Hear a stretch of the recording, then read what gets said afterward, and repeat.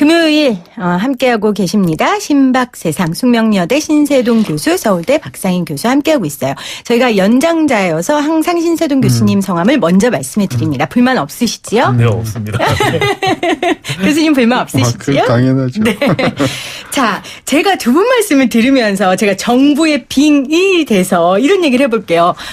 우리 그것도 하고 있거든. 그러니까 아까 우리 박상인 교수님이 말씀하신 우리 신세동 교수님 말씀하신 자영업자 어려운 사람들 지원금도 해주고 있고 뭐 창업지급도 해주고 있어. 근데 SOC 안 할 수 없잖아. 투트랙으로 가는 거거든. 이렇게 말한다면 뭐라고 대답하시겠어요, 신세동 교수님? 일단 그 금액이 작다는 거죠. 금액이 너무 작다는 금액이 거죠. 네, 그러니까 작다. 그게 뭐 일자리 안정자금이 됐든 아니면 뭐 근로장려 세제가 됐든 이 금액이 네. 터무니없이 작아요. 연간 예를 들어서 근로세제 장려금 같은 경우에 그게 한 가구 벌이냐 두 가구 벌이냐에 따라서 다 다르긴 하지만은 1년에 받는 금액이 100만 원, 200만 원, 300만 원 지원 금액이. 그리고 그것도 또 소득이 조금 높으면 작게 받고요. 맞아요.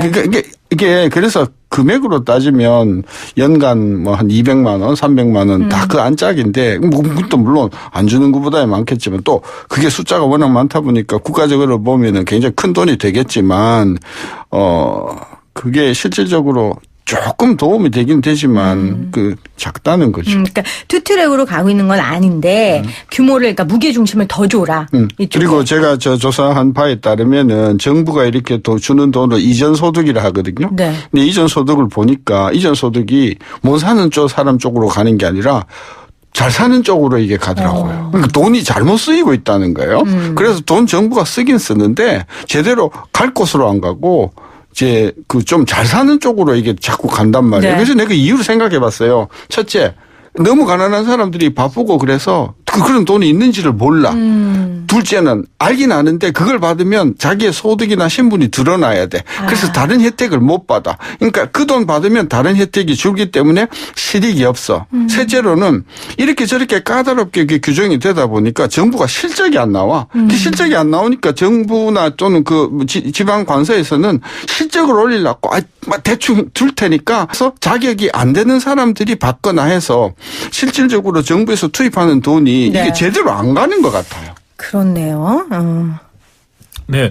저는 기본적으로 지금 한국 경제 현실 또는 현황을 어떻게 이해하느냐 이 문제라고 보여요. 네. 이게 단지 이제 경기 변동 측면에서 침체기라고 생각을 했을 때 네. 대책이 있을 수 있고요.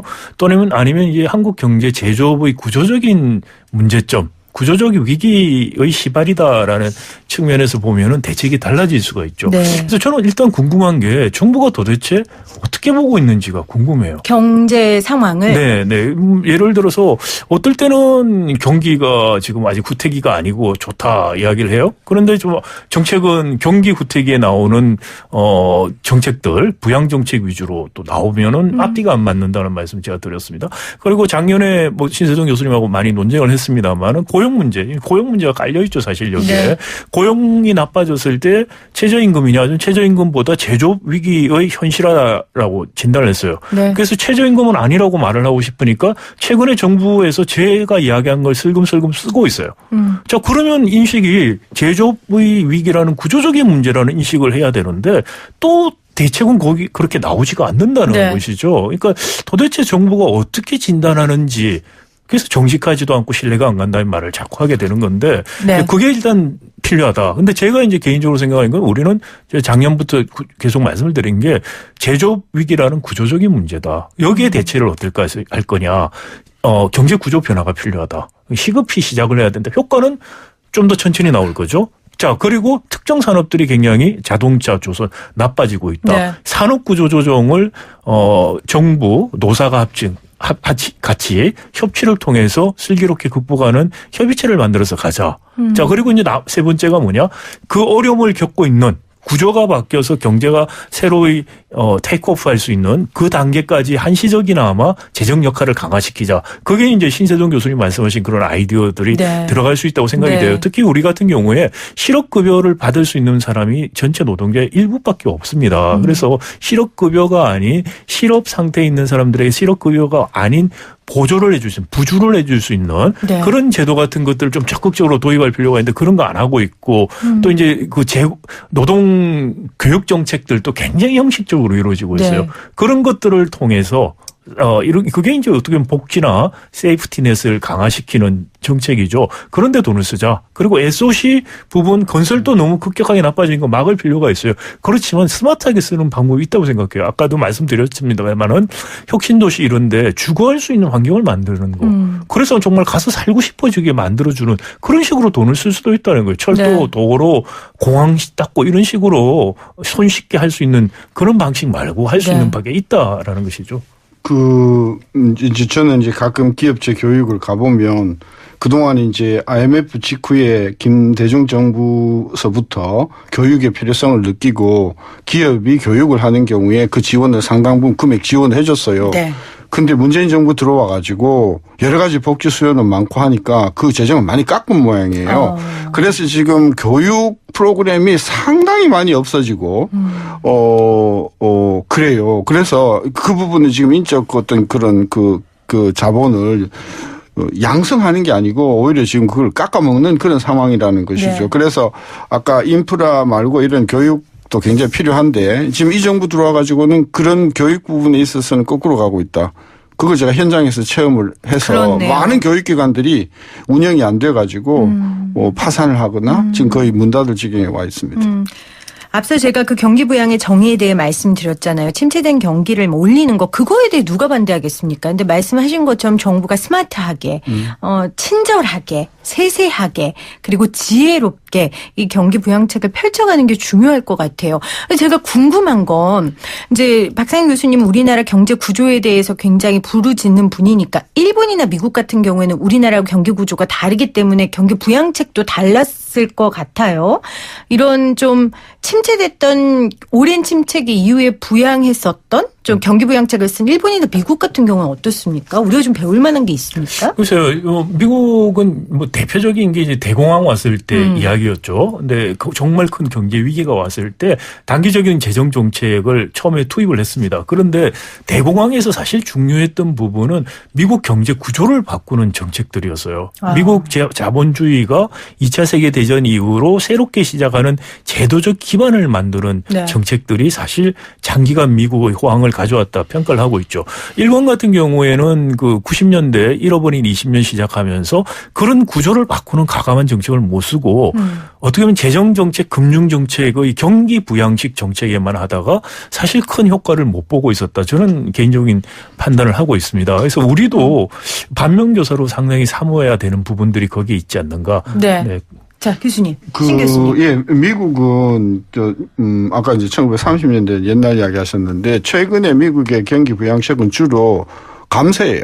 세금을 확 줄여주는 거죠. 네. 그러니까 부자일수록 세금 감세 효과가 크겠죠. 그래서 네. 미국은 주로 이제 감세를 통해서 경기를 살리는 정책들을 많이 써왔고 90년대 일본은 이제 그야말로 인프라예요. 그냥 사람도 안 가는데 그냥 고속도로 깔고 해가지고 국가비도 엄청나게 늘어나가지고 지금 국가 그 빚이 GDP에 뭐 200%가 넘는 나라가 됐죠. 네. 그래서 미국과 일본하고 비교를 보면은 미국은 하여튼 주머니에 있는 사람들 중심으로 감세를 통해 가지고 구매력을 늘리는 정책을 썼고 그것이 상당히 효과가 있었고 그건 트럼프 정부도 마찬가지고 일본은 반대로 우리 같은 방식으로 고속도로 깔고 공항 만들고 뭐 이래 가지고 돈을 썼는데 결국은 그것 때문에 경제는 오히려 더 죽어가는 이런 어떤 상반된 결과를 가져왔단 말이죠. 그게 우리가 인플라 이런 식의 인플라를 네. 반대하는 이유기도 해요. 그럼 미국이 아까 감세 정책 얘기하셨는데 그 감세가 뭐 기업입니까? 일반 기업 소득세도 네. 개인 소득세도 많이 줄여졌고 기업도. 법인 소득세도 많이 네. 줄여졌죠. 왜냐하면 거기에 대해서는 우리 박상현 그러니까 이제 교수님 미국의 네. 민주당이 이제 그 법인세 감세에 대해서 굉장히 반대를 많이 통상적으로 네. 해왔었는데 일반적으로 미국의 기업이나 일본 그 미국의 국민들은 굉장히 감세를 좋아하죠. 그래서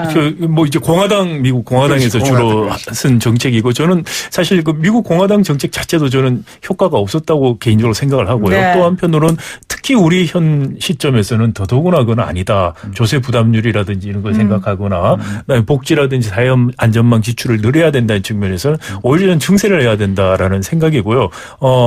미국 같은 경우에 트럼프 감세라든지 재정 지출 합친 게 사실은 경기 확장기 시작을 해서 사실 정책 저는 전형적인 고시 정책 실패 사례라고 생각합니다. 네. 그래서 오히려 지금 경기를 좀 과열시켰다 갑자기 식으면서 올해 다시 또 경기가 후퇴하는 그런 또 부작용을 낳고 있기 때문에 미국의 그 트럼프 특히 감세 정책에 대해서는 저는 굉장히 부정적으로 생각합니다. 저는 그 박 교수하고 그 부분은 난 첨예하게 지금 대립되는 부분인데. 드디어 대립각 썼어요. 그게 뭐냐 하면 지금 우리 국민들이 내는 세금 부담을 보면은요 폭발적으로 증가하고 있습니다. 네. 지금 정부가 27.5 늘어났다고 그랬는데 그죠 예상보다 그게 하늘에서 뚝 떨어진 거 아니에요. 다 우리 국민들 주머니에서 나온 거예요. 그러니까 지금 많은 그 국민들은 세금 부담 너무 크다.